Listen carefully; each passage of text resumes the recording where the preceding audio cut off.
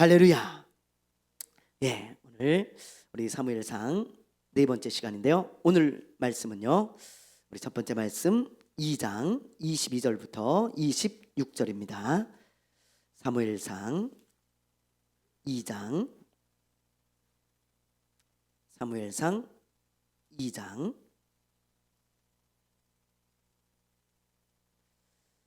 22절부터 26절까지 말씀을 펴놓으시고 함께 말씀을 나누도록 하겠습니다. 2주 만에 뵙는 것 같습니다. 여러분, 2주 만에 이렇게 사무엘상을 다시 보게 되었는데요. 여러분, 지금 어떤 내용을 하고 있는지 여러분 기억이 나세요? 혹시? 예, 여러분들 사무엘상을 많이 읽어보셨을 거예요. 그러나 우리가 이렇게 또 한 절 한 절을 이렇게 살펴보고 한 챕터 이렇게 보는 것은 굉장히 큰 의미가 있고 중요합니다. 여러분, 말씀은 늘 새롭잖아요, 그렇죠? 저도 수도 없이 이 사무엘상을 읽었지만 오늘 또 보면 또 새로워요. 하나님이 주시는 메시지가 또 있습니다. 그때마다 깜짝깜짝 놀래요. 우리가 마치 된장찌개를 엊그저께 먹었지만 또 먹어도 또 맛있는 것처럼 말이죠.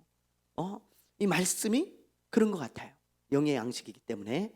그래서 여러분들, 이 말씀이 얼마나 우리 삶 가운데 큰 위로가 되고 힘이 되는지 모릅니다. 여러분, 말씀을 늘 가까이 하시기를 바랍니다.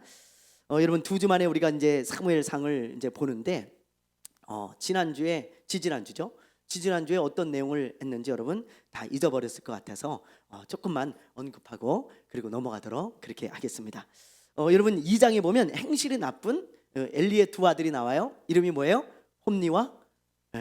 톱니가 아니고 홈니와 비느하스입니다. 여러분, 어떤 분들 자꾸 톱니와 비느하스 그러는데 홈니예요. 홈니와 비느하스.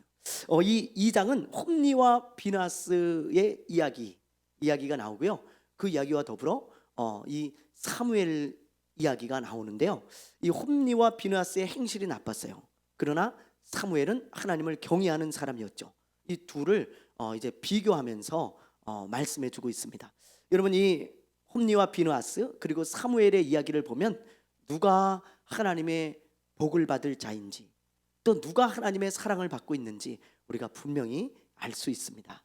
그런 것들을 우리가 이렇게 보면서 그냥 훤히 이렇게 보이잖아요. 그러나 우리가 훤히 그냥 보이고만 끝나면 안 되고 그게 우리의 말씀이 되어야겠죠. 하나님 이런 사람들을 사랑하시겠구나.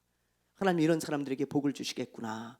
우리가 이렇게 성경에 하나님의 사람들을 보면서 내 것으로 만드는 것이 굉장히 중요합니다. 자, 여러분, 엘리의 아들들의 행실이 어떠했는가 우리가 살펴봤었는데요. 이들은 이제 제사장으로서 마땅히 하나님의 말씀에 순종하고 그리고 하나님께 드리는 제사를 거룩하게 여겼어야 돼요. 제사장이기 때문에. 그런데 자기들 멋대로 하는 거예요. 이놈들은 자기들 멋대로. 제사를 드리고 나면 제사장의 몫이 있고 제사를 드린 사람들의 몫이 있는데 자기들 멋대로 그냥 가져갑니다. 그 제물의 고기를. 근데 이거는 단순히 그냥 남의 것을 빼앗는 정도가 아니고요. 하나님이 정해 놓으신 규례를 어기는 거기 때문에 이건 하나님을 무시하는 행위였어요. 무시하는 행위. 하나님이 이렇게 정하셨어요. 근데 내 마음대로 할 거야. 하나님 멸시하고 무시하는 거잖아요. 그렇게 하나님을 무시하는 그런 죄를 밥 먹듯이 짓는 그런 사람이었다는 것입니다. 그리고 심지어 어떤 짓까지 했냐면 제사를 드리기 전에 제물을 뺏어가요. 이거는 진짜 너무 심각하죠. 그래서 제가 예를 들어서 설명했잖아요. 여러분들이 예배 드리러 왔는데 헌금 내놓으셔. 그리고는 헌금을 탁 가로채고 이제 집에 가셔. 그렇게 말하는 거랑 똑같은 거예요. 여러분, 제사장인데 이러면 되겠습니까? 하나님의 예배를 멸시하고 하나님의 말씀을 무시하고 정말 하나님 앞에서 정말 큰 죄를 지은 것이죠. 그래서 이 두 사람 때문에 예배가 무너지고 영적으로 무너지고 많은 사람들이 범죄하게 되어지고 상처를 입고 정말 신앙생활을 포기하고 이런 영적인 혼란이 오는 것입니다, 여러분. 그래서 하나님께서 말씀하시기를 이들의 죄가 심히 크다고 하셨어요. 심히 크다. 이제 그런 이야기를 우리가 이제 지지난주에 함께 나누었는데요. 그런데 오늘 말씀인 22절부터 보면 이들의 죄가 또 나와요.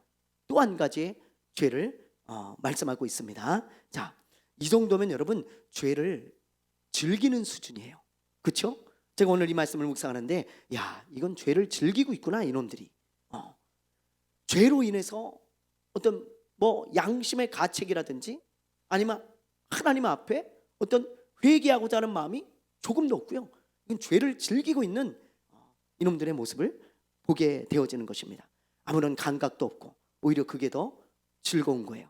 그런 이들이 얼마나 타락하고 악한 사람들입니까? 자, 그들이 무슨 죄를 또 지었는지 우리 22절을 한번 읽어볼게요. 22절 읽어봅니다. 시작.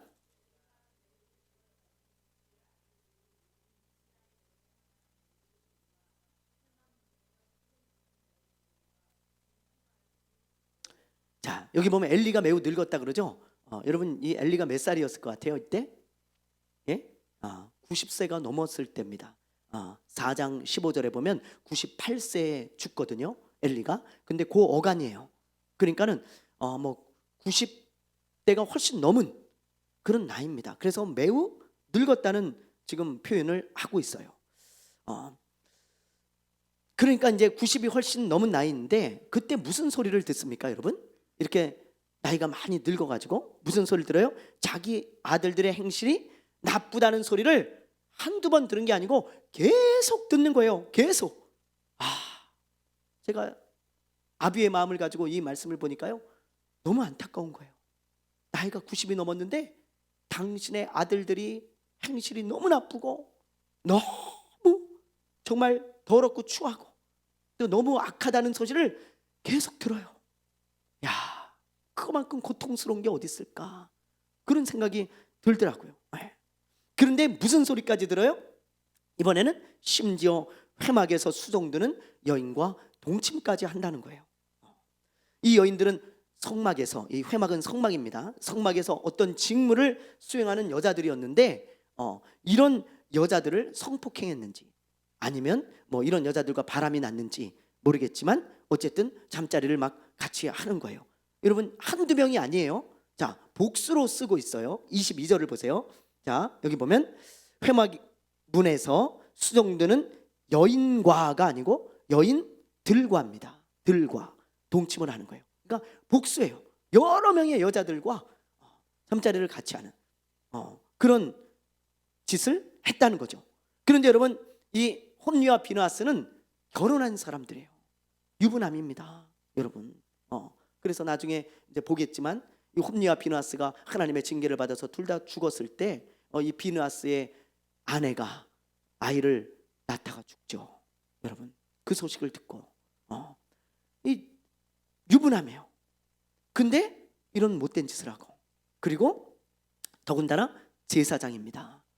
제사장이면 오히려 성막을 더 거룩하게 만들고, 그리고 하나님께 제사를 집전하는 그런 일선에 쓴 사람으로서 더 자기가 정말 깨끗하게 살려고 몸부림쳐야 되는데 이런 짓을 서슴없이 하는 것을 보면서 얼마나 이들이 타락했는가, 그것을 알 수 있는 거죠. 이처럼 여러분, 행실이 나쁘다는 소리를 엘리가 계속해서 듣자 참다가 엘리가 이제 이들을 책망을 하는 거예요. 자, 우리 한번 보겠습니다. 23절부터 25절인데요. 자, 우리 한번 읽어볼게요. 23절부터 25절 시작. 그들에게 이르되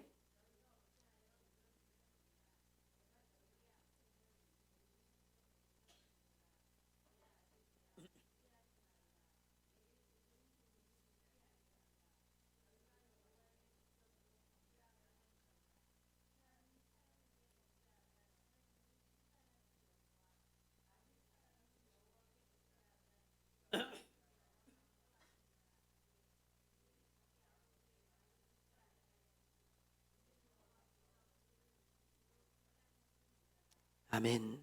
여러분, 엘리가 뭐라고 책망합니까? 아마 여기는 그냥 좋게 이렇게 나왔지만 이놈들아 그러면서 그 힘도 없는 노인네가 이놈들아 그러면서 말이죠, 막 있는 힘을 다했을 것 같아요. 이놈들아, 너희들 내가 언제까지 이런 소리를 들어야 되냐? 너희들이 행실이 좋지 않다는 소리를 내가 계속해서 지금 듣고 있다. 뭐? 저 성막의 여인들하고 또 동침까지 한다고? 이놈들아, 정신 차려라. 그러면서 제발 그런 짓 좀 하지 마라. 사람이 만약에 사람에게 죄를 지으면 용서받을 수 있지만 하나님께 죄를 지으면 그거 어떻게 하겠냐? 그러면서 제발 하나님께 죄를 짓는 그런 짓 하지 말아라. 그러면서 책망을 하는데 이 두 아들이 들어요, 안 들어요? 들어요, 안 들어요? 안 들어요.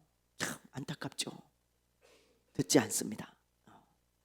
그래서 하나님께서 이들을 어떻게 하기로 작정하세요? 죽이기로 작정하세요. 저는 이 말씀을 읽을 때마다 참 두려워요. 하나님이 죽이기로 작정해. 얼마나 하나님이 분노하시면 내가 저놈들 한날에 다 죽일 거야. 하나님 그렇게 말씀하시겠어요? 너무 두렵죠. 정말 안타깝고요. 이걸 보면서 제가 이런 생각을 했어요. 이 말씀을 묵상하는데 이 아들들은 엘리가 늙었으니까 자기들이 그런 죄를 저질러도 아버지가 모른다고 생각했을 거예요. 같아요. 아버지가 이제 늙었잖아요. 그래서 귀가 어둡고 눈이 안 보인다 그랬어요, 성경에. 그러니까 그런 짓을 마음껏 해도, 그런 나쁜 짓을 마음껏 해도 아버지가 모를 거야. 아버지가 알 수 있겠어. 이제 귀도 잘 안 들리고 눈도 잘 안 보이고 이제 분별력도 흐려졌으니까 아버지 하나 속이는 것은 식은죽 먹기죠. 그런 나이 많은 할아버지 속이는 거 너무 식은죽 먹기잖아요. 그래서 아마 아버지가 그 사실을 모른다고 생각하고 이런 짓을 했을지 모릅니다. 숨기면서. 그러나 여러분, 이들의 죄가 만천하에 드러나요? 드러나지 않아요? 드러나요? 드러나지 않아요? 지금 보세요. 엘리가 다 들어요. 다 들어요. 근데 그걸 누구한테 들어요? 이스라엘 사람들한테 다 듣는 거예요. 사람들이 다 알고 있는 거야. 이 나쁜 짓을 하는 이 두 아들의 행실을 다 알고 있어요. 다.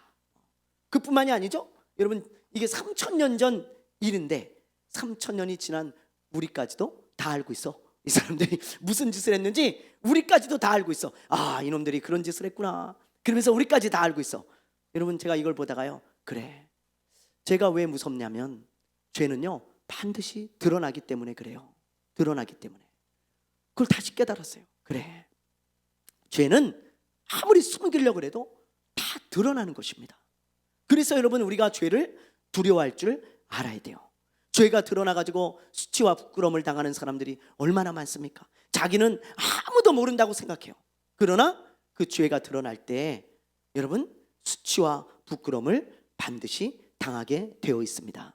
그래서 여러분, 우리가 죄를 두려워해야 되는 거예요. 죄를 드러나기 때문에. 얼마 전에 뉴스에서 이런 이야기를 들었습니다. 29살 먹은 어떤 청년인데요, 어떤 청년이 회사에서 어떤 일을 담당하고 있었냐면 회사 물건을 담당하는 일을 하고 있었어요. 회사 물건을. 그런데 이 청년이요, 어느 날 노트북을 한 대를 팔아먹은 거야. 회사 거를. 근데 안 걸렸네요. 근데 짭짤해요, 수입이. 노트북 하나 파니까 요즘 당근이나 이런 데 팔면요 짭짤합니다. 그 안 걸리니까 이거 봐라, 이거 안 걸리네. 그렇게 생각을 한 거예요. 돈도 많이 들어오고 용돈도 생기고. 그래서 하나 둘 팔다가 보니까 4년 동안 581대를 팔았어요. 581대. 얼마나 치냐면 12억을 12억을 해먹었습니다. 12억을 4년 동안 581대. 아무도 안 걸린다고 생각한 거예요. 자기가 이걸 담당하고 있으니까 아무도 모른다고 생각하고 하나 두 개 팔아먹었는데 580대 12억을. 근데 안 걸릴 수 있겠어요? 여러분, 천만에요. 죄는 반드시 드러납니다. 만약에 이 세상에서 드러나지 않으면 하나님이 심판대 앞에서 반드시 드러내세요. 반드시. 그래서 내가 지은 죄는 반드시 드러나게 돼 있어요. 여러분, 그걸 우리가 꼭 명심해야 됩니다. 이 사람도 안 들릴 줄 알았지만 이제 드러나서 징역 4년을 받았어요. 4년도 너무 약하죠. 여러분, 580대를 팔아먹었는데 12억을. 4년. 그래서 이런 뉴스가 나오는 것을 봤습니다. 여러분, 우리가 아무도 모를 거라고 생각하면 안 됩니다. 우리가 늘 죄를 두려워할 줄 알고 조심해야 돼요. 이 죄가 반드시 드러나겠구나. 늘 그런 것을 생각하면서 우리가 살아간다면 우리가 조금이라도 더 죄를 두려워하게 될 것입니다. 자, 그 다음 말씀을 우리 한번 보겠습니다. 여러분 27절 말씀을 우리 한번 볼게요. 27절 읽습니다. 시작. 하나님의 사람이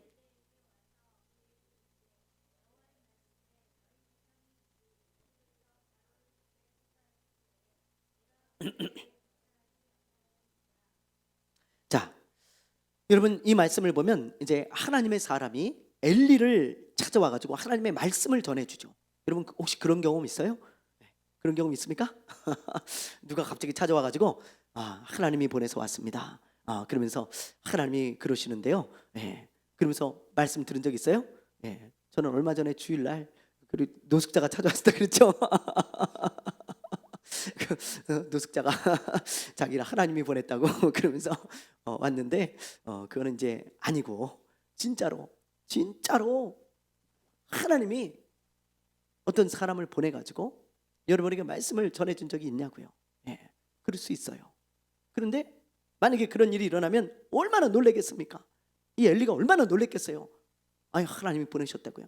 근데 보아하니까 이게 예사롭지가 않아. 딱 분별을 하는데 보니까 진짜 하나님의 사람이야. 그래서 뭐라 그러십니까? 그랬더니 하나님이 말씀하시기를 여러분 좋은 말씀이면 참 좋았겠죠. 그렇죠? 만약에 엘리에게 하나님이 그러시는데요. 그러면서 저를 보내서 이 말씀을 전하랍니다. 그러면서 좋은 말씀이면 엘리가 얼마나 기뻤겠어요. 그런데 엘리에게 전해준 말씀이 불행하게도 나쁜 말씀이었어요. 자, 어떤 말씀을 전해 주었는지 우리 한번 볼게요. 자, 한번 보겠습니다. 우리 29절부터 한번 우리 34절까지 좀 길지만 우리 한번 읽어볼게요. 29절부터 34절까지 한번 읽어봅니다. 우리 한 절씩 읽을까요? 제가 먼저 읽을게요. 너희는 어찌하여 내가 내 처소에서 명령한 내 재물과 예물을 밟으며 내 아들들보다 나를 더 중히 여겨 내 백성 이스라엘이 드리는 가장 좋은 것으로 너희들을 살찌게 하였느냐?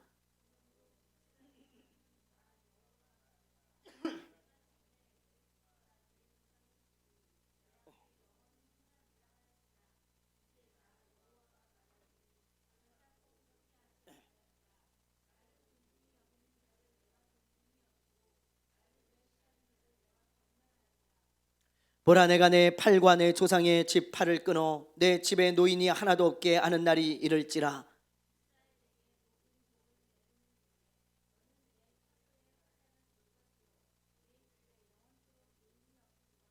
내 제단에서 내가 끊어버리지 아니할 내 사람이 내 눈을 세잔하게 하고 내 마음을 슬프게 할 것이요 내 집에서 출산되는 모든 자가 젊어서 죽으리라.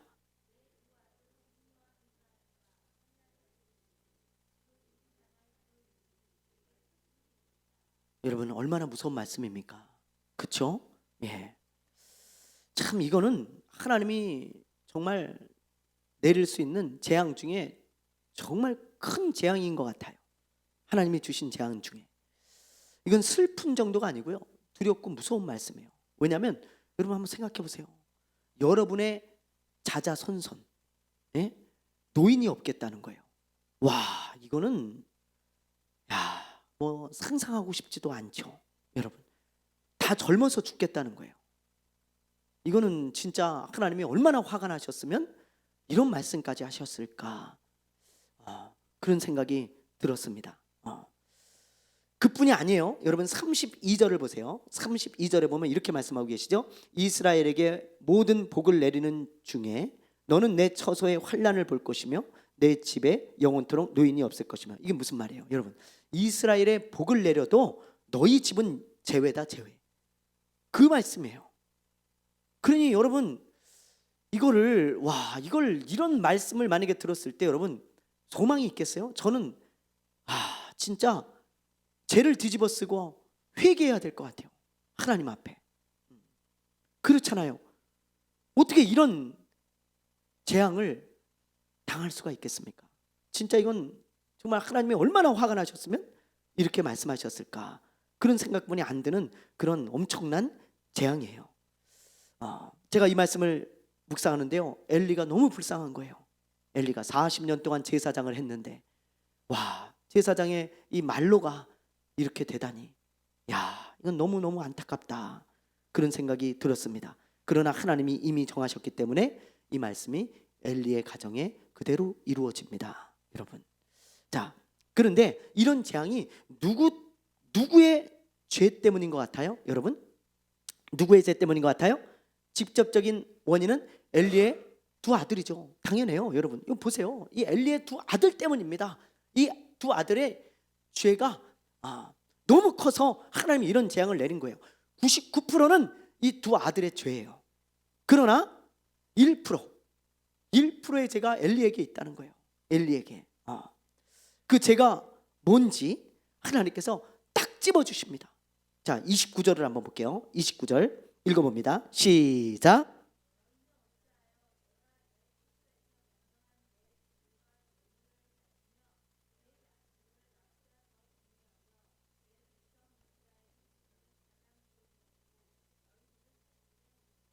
네, 이 말씀을 여러분 마음에 잘 두세요. 너무 귀한 말씀이에요. 하나님이 친히 하신 말씀입니다. 여러분 보세요. 하나님 뭐라고 하시냐면, 엘리야, 너는 어째서 나보다 네 아들들을 더 귀하게 여겼냐? 그게 너의 죄야. 하나님이 그렇게 책망하고 계신 거예요. 하나님도 마음이 아프시겠죠.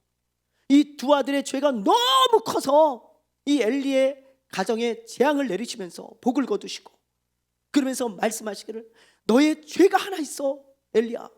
너는 나보다 네 아들들을 더 귀하게 여겨. 그러면서 하나님이 책망을 하셨다는 것입니다. 여러분, 엘리의 아들들은요, 대놓고 하나님을 무시했어요. 대놓고 하나님을 멸시하고 경멸히 여겼습니다. 그러나 엘리는 그러지 않았어요. 성경을 자세히 보세요. 엘리는 하나님을 무시하거나 경멸하지 않았어요. 근데 엘리는 하나님을 사랑했지만 더 사랑하는 게 있었어요. 더 사랑하는 거. 엘리는 하나님을 귀하게 여겼지만 더 귀하게 여기는 게 있었어요. 그게 아들이었습니다. 근데 그 아들 때문에 하나님께 죄를 지었다는 거예요, 여러분. 그게 엘리의 죄였습니다. 여러분, 오늘날 이런 크리스찬들이 너무 많아요. 자, 보세요. 여러분 한번 잘 생각해 보세요. 엘리의 두 아들처럼 하나님을 멸시하고 경멸하는 크리스찬은 거의 없습니다, 여러분. 그렇죠? 여러분은 하나님을 멸시합니까? 하나님 경멸합니까? 그런 사람 저도 많이 본 적은 없어요. 교회 안에 성도들 중에, 크리스찬 중에 하나님을 대놓고 무시하고 멸시하는 사람은 별로 없어요. 근데 엘리 같은 사람은 참 많아요. 엘리 같은 사람, 하나님 사랑해요. 근데 하나님보다 더 사랑하는 게 너무 많아요. 하나님을 귀하게 여겨요. 근데 하나님보다 더 귀한 게 너무 많아요. 그런 사람은 너무 많습니다. 태반입니다. 태반. 다 엘리 같은 사람들이 교회 안에 가득 차 있어요. 가득 차 있어. 그게 여러분 오늘날 한국교회의 모습이 아닌가, 그런 생각이 듭니다. 여러분, 하나님은 이걸 기뻐하지 않아요. 정말 하나님이 10번째가 되어지고 하나님이 20번째가 되어지는 걸 정말 기뻐하지 않습니다. 여러분, 하나님이 여러분의 중심에 있길 원하고, 하나님보다 더 사랑하는 게 없기를 원하고, 하나님보다 더 귀한 것이 없기를 하나님은 바라시는 거예요, 여러분. 근데 우리는 그게 잘 안 돼요. 엘리처럼 더 귀한 게 항상 있어요. 더 사랑하는 게 항상 있어요. 그게 우리의 약점이에요. 우리의 실수고요. 이스일과 심순의 이야기를 여러분 잘 아시죠? 이 두 사람은 원래 사랑하는 사이예요. 그죠? 아주 불후의 명작이잖아요. 그죠? 그런데 이스일은 정말 가난합니다. 정말 아주 거의 거지 수준이에요. 그런데 그래도 서로 뜨겁게 사랑하잖아요, 둘이. 뜨겁게. 그런데 어느 날 이 심순애가 부잣집 아들인 아들을 만난 거예요. 부잣집 아들. 그 사람의 이름이 뭐예요? 김중배. 기억나시죠? 김중배. 김중배가 이 손에 아주 큰 다이아 반지를 끼고 있어요. 아주 값비싼. 근데 그걸 딱 빼주면서 프로포즈를 하는 것입니다. 아주 부잣집 아들이에요. 그러니까는 이 심순애가 이수일을 택하면 좋겠는데 뭘 택해요? 예? 다이아 반지를 택하는 거예요. 그래서 이수일이 이런 명대사를 하잖아요. 예. 지금까지도 명대사죠. 너는 김중배의 다이아 반지가 그렇게 좋단 말이냐. 그거 그 참 명대사잖아요. 예. 김중배의 다이아 반지가 그렇게 좋더느냐.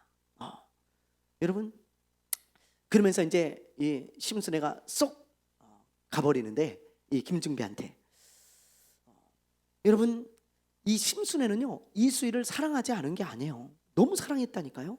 너무 사랑했어요. 그런데 문제가 뭐예요? 다이아 반지를 더 사랑해. 그게 문제인 거야. 그게 우리도 똑같아요. 우리 크리스찬들도 하나님 사랑해요. 여러분들이, 저도 그렇고요. 하나님 귀하게 여겨요. 그런데 문제는 더 귀한 게 있어요. 더 사랑하는 게 있어요. 이것 때문에 항상 문제가 된다는 거예요. 돈을 더 사랑해요. 그래서 문제가 돼요. 자식을 더 귀하게 여겨요. 그래서 문제가 돼요. 성공을 더 귀하게 여겨요. 그래서 문제가 돼요. 여러분, 네? 취미를 더 귀하게 여겨요. 그래서 문제가 되는 거예요. 항상 그것 때문에 문제가 되는 거예요. 엘리는요 다른 게 아니었어요. 하나님 사랑했지만 자식을 더 귀하게 여기니까 늘 그것 때문에 문제가 되는 거예요. 늘 결국은 이런 재앙을 받지 않습니까? 여러분, 그걸 보면서 우리가 깨달아야 되지 않겠습니까? 그걸 보면서 그래, 내가 엘리가 되면 안 되겠구나. 엘리가 그렇게 여러분 우리가 마음에 깨닫는 귀한 시간이 되기를 바랍니다. 바랍니다. 네. 여러분, 마지막으로 우리 한번 3장 1절부터 9절까지 우리가 이제 보고 마칠 텐데요. 여기 보면요 하나님이 이제 사무엘을 부르는 장면이 나옵니다. 자, 우리 1절부터 4절까지 우리 한번 읽어볼까요? 1절부터 4절 시작. 아이 사무엘이 엘리 앞에서 여호와를 섬길 때에는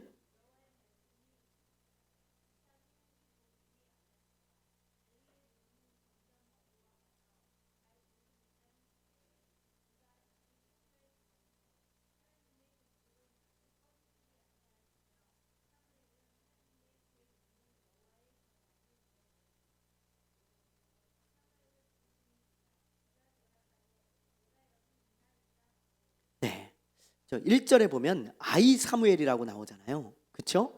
여기서 이 아이라는 단어는 히브리 원어로 소년이라는 뜻입니다. 그러니까 벌써 여러분 이제 사무엘이 자랐다는 것을 가르쳐 주는 거예요. 그렇죠?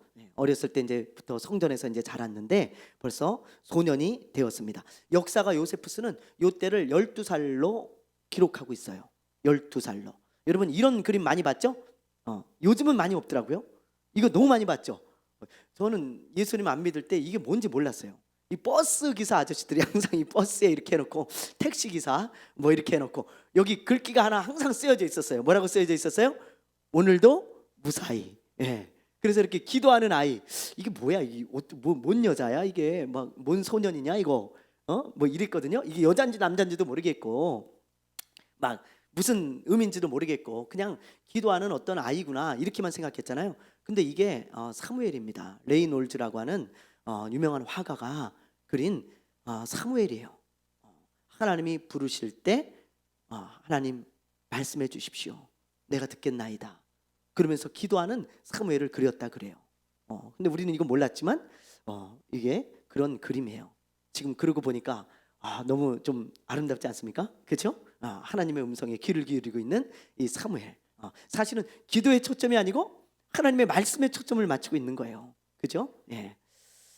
자, 어쨌든 이제 사무엘이 이렇게 시간이 흘러가지고 10대가 되었어요. 몇 살인지는 정확히 몰라요. 그러나 이제 어쨌든 소년이 되었습니다. 그런데 어느 날 사무엘이 이제 이렇게 소년이 되어가지고 어느 날 잠을 자려고 이제 자기 방에 누웠는데 하나님이 부르시는 거예요. 사무엘아, 사무엘아. 예. 부르니까요, 이 사무엘이 잠이 들락말락하다가 비몽사몽간에 아유 누가 이렇게 나를 부르지? 그러면서 딱 보니까 아유 제사장이 부르셨나? 그러면서 아유 엘리 제사장이 부르셨나 보다. 그리고요 엘리 제사장한테 뛰어갑니다.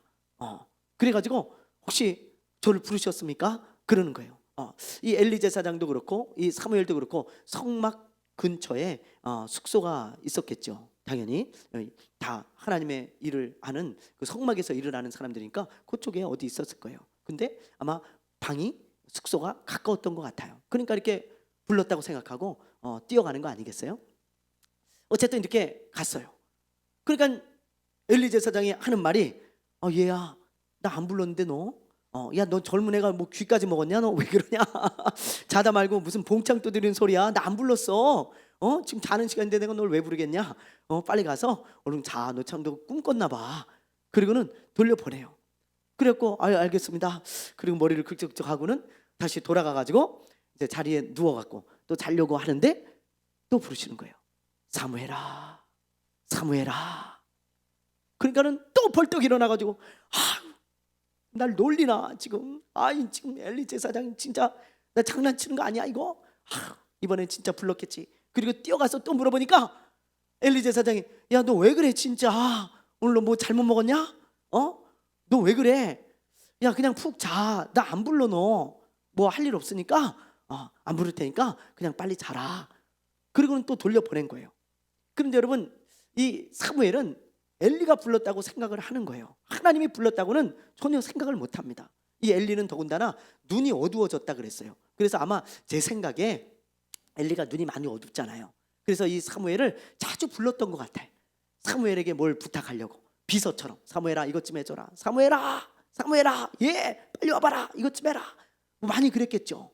그렇죠? 그래서 아마 부르는데 익숙했을 거예요. 그래서 아마 엘리가 부르지 않았나 그렇게 생각하지 않았을까요? 네. 어쨌든 하나님의 부름을 이제 음성을 처음 듣는 거예요. 이 사무엘이. 자, 그래서 이제 세 번째 하나님이 부르십니다. 세 번째 사무엘아, 사무엘아.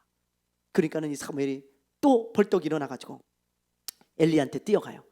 선생님, 이번엔 진짜 부르셨죠?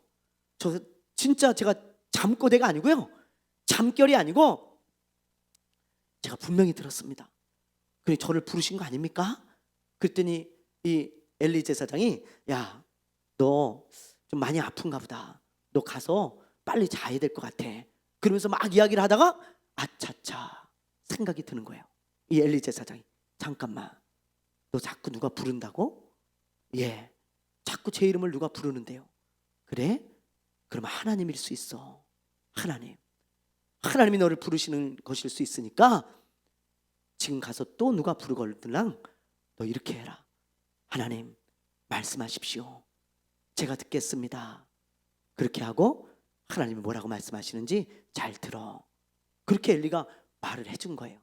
그래서 사무엘이 가서 또 눕습니다. 근데 하나님이 또 불러요. 그리고는 하나님이 말씀을 해주시는데 그 말씀은 커밍순 다음 주에 우리가 하도록 그렇게 하겠습니다. 이게 이 뒷내용을 아무도 모르면 참 재밌는데 그죠?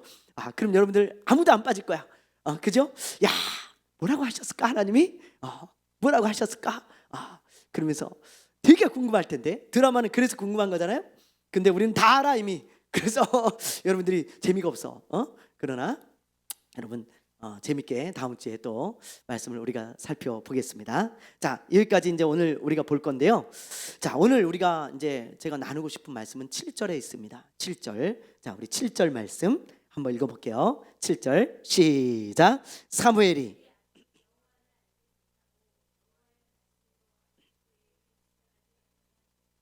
자, 여러분 여기 보면요. 7절에 사무엘이 하나님을 알아요, 몰라요? 알아요, 몰라요? 몰라요. 이 말씀이 눈에 탁 들어오더라고요. 묵상하는데. 여러분, 사무엘은 어디서 지금 자랐습니까? 성막에서 자랐잖아요. 그러면 성막에서 자라면서 그냥 일만 했겠어요? 아니에요, 여러분. 이 당시에는요. 이 당시에는 학교가 율법을 가리키고 하나님의 말씀을 가리키는 게 우선이었습니다. 학교가. 그런데 이렇게 성막에서 나시린으로 이렇게 들여진 자가 그냥 일만 했겠어요? 아니에요. 하나님의 율법을 엄청 배워요, 여러분. 왜냐하면 더군다나 이 사무엘은 레위 지파 사람입니다. 레위 지파 사람. 성막에서 평생 일을 하는 그런 직분을 맡은 사람이에요.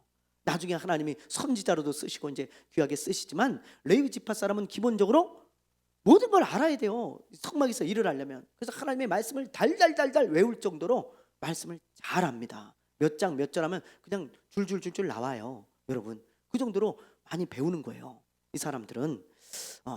그런데 그렇게 율법을 배우고 잘 알고 있었던 사무엘이 하나님을 알지 못해요. 알지 못해. 여러분, 머리로는 하나님을 아는데 하나님을 경험한 적이 없어요. 알지 못하는 거예요. 제가 이걸 보다가요, 다시 한번 깨달았습니다. 그래, 하나님은 머리로만 알면 안 되는구나. 머리로만. 아무리 말씀을 많이 배우고 많이 알고 달달달 외워도 머리로만 아는 것은 하나님을 제대로 알지 못하는 것이구나. 여러분, 하나님을 경험해야 하나님을 올바로 아는 것입니다. 올바로. 하나님을 배운 사람보다 하나님을 경험한 사람이 하나님을 더 잘 알아요. 더 잘 알아. 물론 둘 다 중요해요. 여러분, 제가 하나님의 말씀을 아는 것이 필요 없다는 게 아닙니다. 여러분, 그런 수준에서 생각하시면 안 돼요. 하나님을 아는 것, 머리로, 그것도 중요하지만 그것만 있으면 안 된다는 거예요. 이 사무엘이 지금 율법은 엄청나게 잘 아는데 하나님을 몰라. 경험한 적이 없어요. 하나님을 모른다고 지금 말씀하고 있잖아요. 그래서 하나님의 음성도 모르고 하나님의 부르심도 모르고 아무것도 모르는 거예요. 여러분, 한국교회 성도들의 문제가 뭡니까? 문제가, 저는 오늘날 이거라고 생각해요. 제자훈련이다, 무슨 성경 공부다, 무슨 프로그램이다, 하여튼 여러 가지 진짜 많이 해요. 우리 한국교회는 교육열이 높잖아요. 우리 한국교회는. 그래서 교회에도 사교육 열풍이 불어가지고 그냥 여기저기 좋다 그러면 다 세미나 다닙니다. 다 배우러 다니고. 좋아요. 우리나라의 교육열 높은 것 때문에 우리나라가 이만큼 온 거예요. 한국 교회도 이렇게 성장한 거고요. 그런데 여러분, 거기서 끝나는 사람들이 너무 많아요. 제자 훈련하고 말씀 배우고 세미나 다니고 막 여러 가지 잡다한 그런 성경과 그런 기독교의 지식들은 참 많이 배우고 알았는데 다 거기서 끝나. 하나님을 경험하는 데까지 나아가지 못한다는 거예요. 그러니까 여러분, 교회마다 전부 머리로만 알고 있는 사람들이 차고 넘쳐요. 차고 넘쳐. 어린 사무엘과 같은 그런 성도들이죠. 이런 성도들의 특징이 뭔지 아세요, 여러분?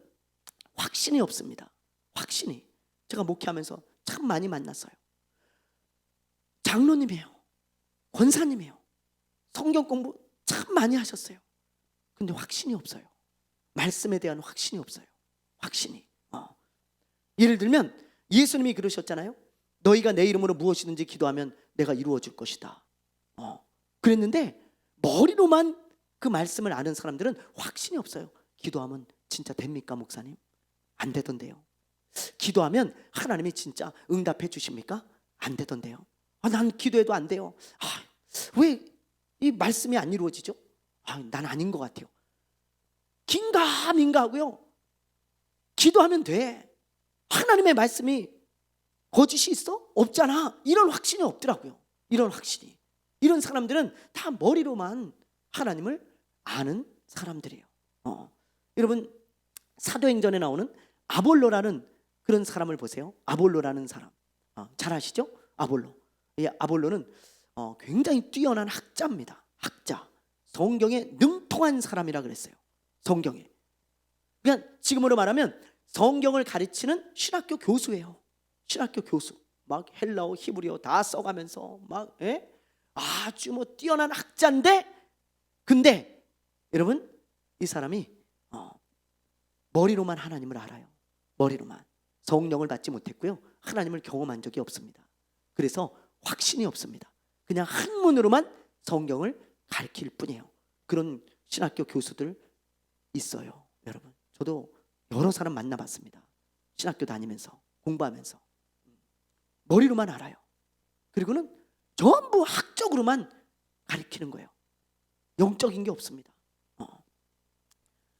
그런데 여러분, 이 아볼로가 한 부부 집사를 만나잖아요. 누구예요?